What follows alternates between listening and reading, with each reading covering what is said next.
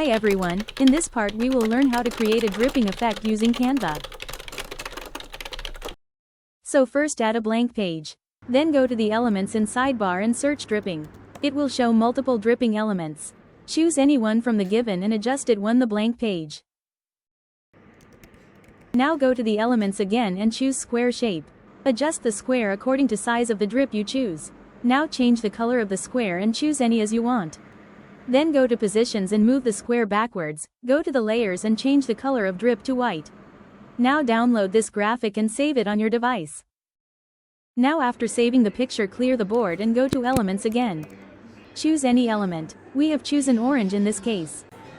Now go to gallery and upload the dripping picture you have saved before. Adjust its size according to the orange size and click on remove background button. It will remove the background of the dripping picture we have uploaded.